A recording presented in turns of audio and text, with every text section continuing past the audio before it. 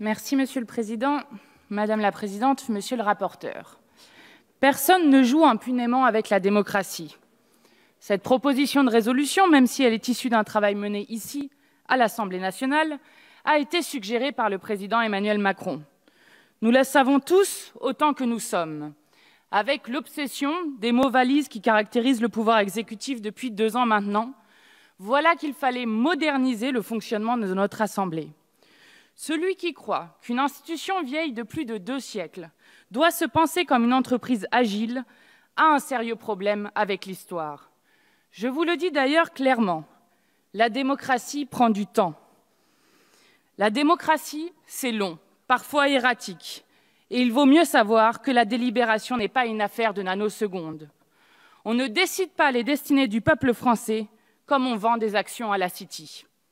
Le temps long inscrit notre action dans des dynamiques historiques qui ne sont pas celles de réformes menées tambour battant, dont l'évidente continuité avec ce qui précédait constitue une évidence. En termes de continuité historique, je dois bien reconnaître que cette proposition de résolution s'inscrit sans aucun doute dans l'esprit de la Constitution de la Ve République.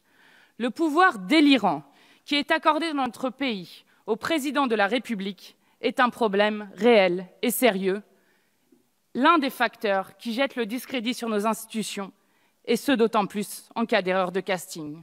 Face à cela, vous le savez, nous proposons un grand moment de refondation démocratique de notre pays, à travers un processus constituant où notre communauté politique se repenserait elle-même dans la discussion, l'échange et la construction de règles et de projets communs. Il est clair qu'un tel moment serait l'occasion de rééquilibrer les rapports entre l'exécutif et le Parlement. Votre texte, au contraire de ce que nous défendons et proposons, soumet encore davantage l'Assemblée nationale à l'Élysée. Vous souhaitez transformer ce lieu en chambre d'enregistrement de la volonté du président et du gouvernement. Votre réforme constitue une technocratisation inacceptable du Parlement. L'Assemblée, plutôt que de rester un lieu de débat et d'échange, va se voir réduire à un rôle de technicien, petit copiste du gouvernement. Voilà ce que révèlent les mesures qui, prises individuellement, n'ont l'air de rien, mais qui font système entre elles lorsqu'on les prend plus globalement.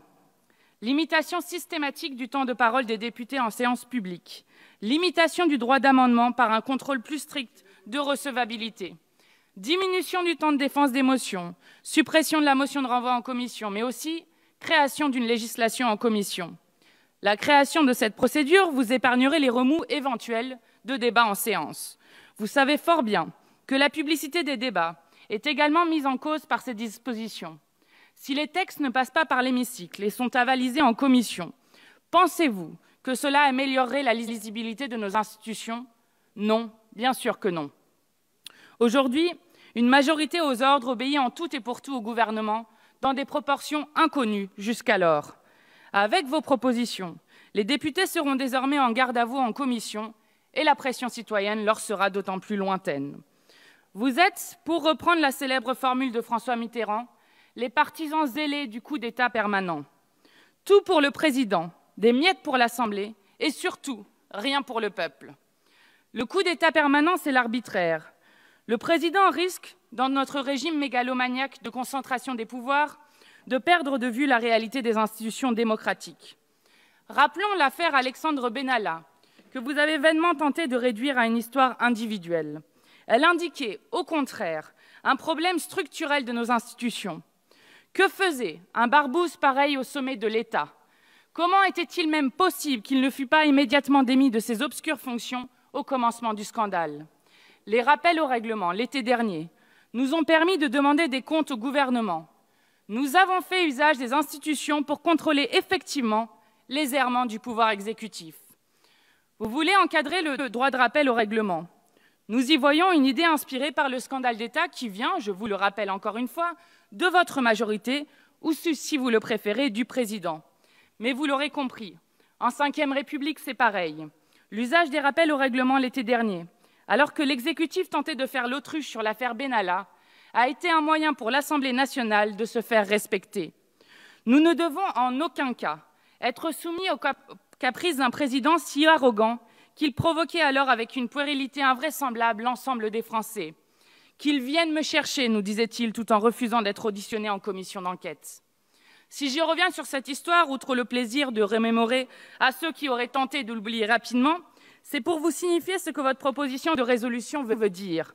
Elle veut dire qu'à ce moment où la nation entière s'interrogeait sur les manigances présidentielles, l'Assemblée aurait été obligée de continuer ses travaux, soumise comme d'habitude au gouvernement. Elle veut dire que vous inscrivez le mépris des parlementaires dans les textes.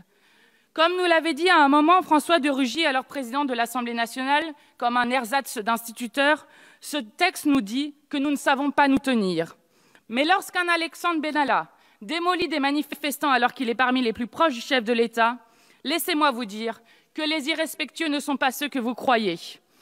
Toujours plus de règles pour les parlementaires réputés agités. Mais où sont les règles pour encadrer la parole du président de la République? Où sont vos nouveaux textes pour que nous n'ayons le loisir de n'écouter Emmanuel Macron qu'à petite dose? La disproportion de la parole parlementaire et de la parole présidentielle dont le pays entier est saturé est un élément inquiétant.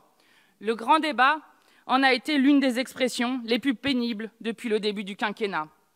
Certains d'entre vous adorent, et vous avez le droit, écouter Emmanuel Macron religieusement parfois. Mais cette adoration de la parole présidentielle ne justifie en aucun cas la limitation du droit des parlementaires.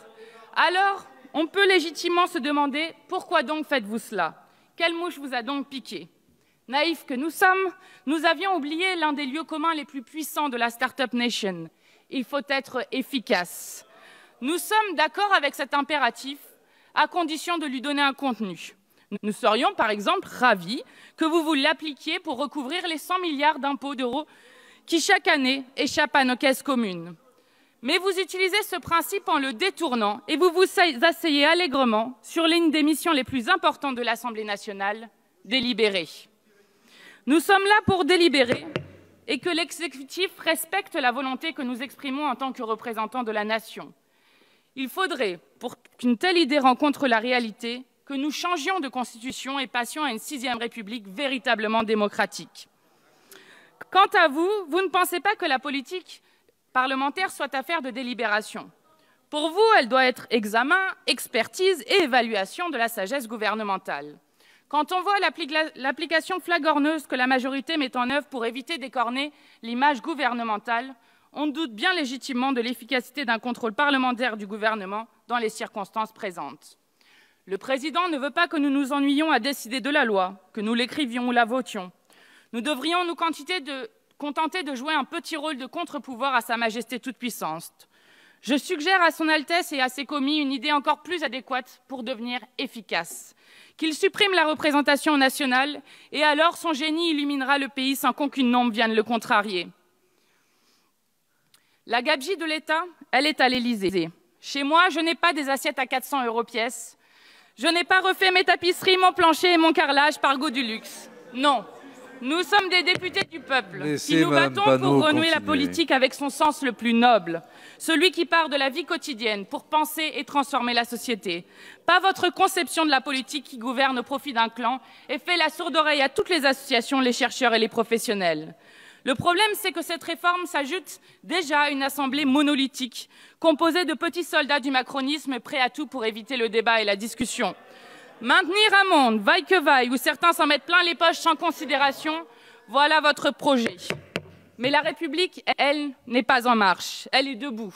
Ce sont tous les citoyens qui se battent pour que notre société ne s'effondre pas sur elle-même à force de politique antisociale. Ce sont les milliers de militants de l'éducation populaire qui refusent que nos institutions soient confisquées par les plus riches ou les plus instruits. Ce sont tous ceux qui sentent que nos institutions s'éloignent de plus en plus de l'idée démocratique. Ce sont ceux qui savent que pour vivre, la République a besoin de faire peau neuve. Avec cette proposition de résolution, vous ne faites que la décrépir davantage. La monarchie présidentielle de la Ve République est le régime de la dépossession du peuple de sa part de souveraineté.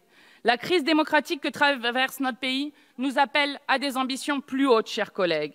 C'est pourquoi nous continuerons à nous battre pour une 6e République où les citoyens puissent révoquer les élus, où une nouvelle déclaration des droits prendra en compte la question écologique et où, enfin, le Parlement cesserait d'être piétiné par un exécutif en roue libre. Plutôt que vous ne le pensez, le temps viendra de ce grand moment constituant où les Français reprendront leur destin en main. Nous sommes des représentants du peuple. Nous ne vous laisserons pas nous bâillonner et, je dois le dire, dépolitiser. Nous nous faisons une idée bien plus haute de la démocratie ainsi que de la souveraineté populaire. Faut conclure, chers collègues. Et nous ne pouvons, en l'état, que voter contre cette résolution qui affaiblit encore le Parlement. Je vous remercie.